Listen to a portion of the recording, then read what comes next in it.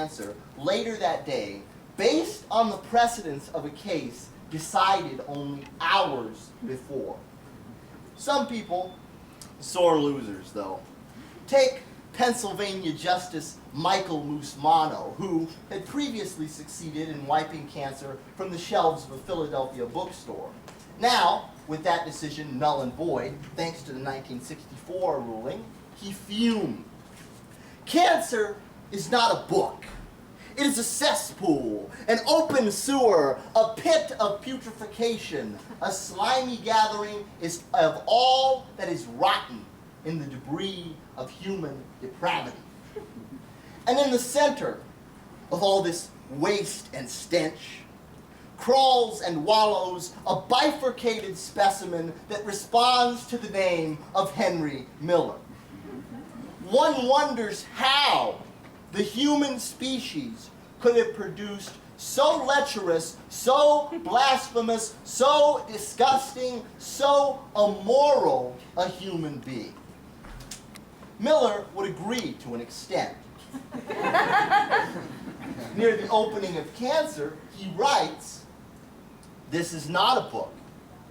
This is libel, slander, defamation of character, a prolonged insult, a gob of spit in the face of art, a kick in the pants to God, man, destiny, time, love, beauty." It sounds rather vicious, I suppose, but just because he's growling doesn't mean he isn't saying anything. He's making a sacrifice of himself on the altar of representation. The Miller you see in Cancer is a bit exaggerated. A man dressed as a Leviathan who is, in turn, swallowing up abstraction and the abstract quest of literature, leaving his slate near bare with the everyday struggles and joys of life. Common hunger, common poverty, common lust, common communion, all put down on pulp in a mad and desperate rush. One man's pornography is another man's Pentecost. At last they sound, can you hear them? The cries of misogyny. Kate Millett reduces Miller's achievement to, get this, the first articulation of juvenile egotism in the modern literary canon. Having objectified women as hot, wet orifices that he lines up and devours in a series of ridiculous conquests that show him as, quote, Millett again, a compendium of American sexual neuroses. Well, if you reduce Miller to the sexual content of his work and discard the rest, Millett's interpretation can be justified. She's decontextualized Miller just the same as you can Lawrence or the Marquis de Sade. Lawrence's Lady Chatterley's lover is not a bodily protest against the cold machinery of industry and privileged intellectualism. It's just an upper crust English housewife screwing a gamekeeper. De Sade does not confront our perceptions of law, religion. His work is but a crooked carnival full of country folk, aristocrats, and priests bent on rape. So, what is Miller then? Not what Millett makes him out to be. In the character of June, or Mona as she's called in the book, Miller gives us a portrait of the sacred whore. Her sexuality is a subtle storm, a fully realized component within the complex web of her being. She is a maelstrom of emotions that turn from wrath to adoration and back again. And to unite with her in love and lust both is to know the complete embodiment of the feminine. She is Goddess Kali, the mother, the lover, and the annihilator. Miller, in all his conquest, is trying to recapture this. And all he gains are temporal approximations that at first enamor and then fade. Even worse, he finds a woman who is soulless and tries to revive her with his prick to no avail. Alison Palumbo demonstrates Miller's embrace of the feminine by showing how he overcomes standardized phallocentric language. Miller's language is anything but standardized. The fullness of his narrative allows and welcomes contradiction. Miller mixes his metaphors into deadly poisons. His words are imbued with excess meaning. Moreover, Miller is restoring the body to literature.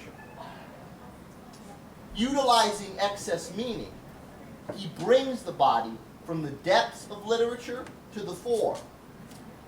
From Cancer. The earth is not an arid plateau of health and comfort, but a great, small, sprawling female with velvet torso that swells and heaves with ocean billows. Naked and sexed, she rolls among the stars. All of her blazes with furious ardor. Miller is not really a misogynist, but a trickster in the temple of the goddess. As the monuments of man wait to rot, nature already sprouts up green through the cracks, waiting to reclaim her turf with a vengeance. She is altogether tumultuous and beautiful, intoxicating and terrifying. She is the archetypal woman. Miller spent his youth caught in the spell of Fyodor Dostoevsky, Marcel Proust, and James Joyce. As a result, he asserted, I could never find my own voice because of them. While living in France, Miller found kinship in the caustic, spitfire prose of Céline, but he felt an even deeper bond with the poetry of Arthur Rimbaud. Rimbaud was l'enfant terrible, running wild with absinthe on his breath, while ensnared in a rocky love affair with fellow poet Paul Verlaine. Rimbaud composed one of the most vital bodies of modern poetry, all before age 21. Rimbaud, Miller tells us, plunges into the black pit in which the human spirit touches nadir.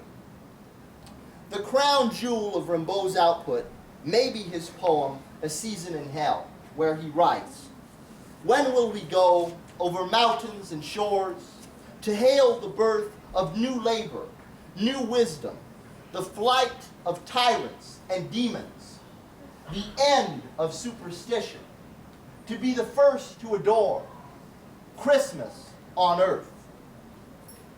Where Rimbaud ends, Miller begins.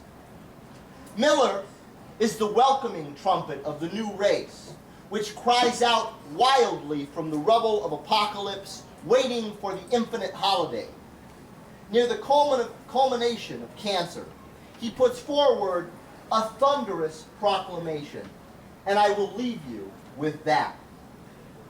All this unbidden, unwanted, drunken vomit will flow on endlessly through the minds of those to come in the inexhaustible vessel that contains the history of the race.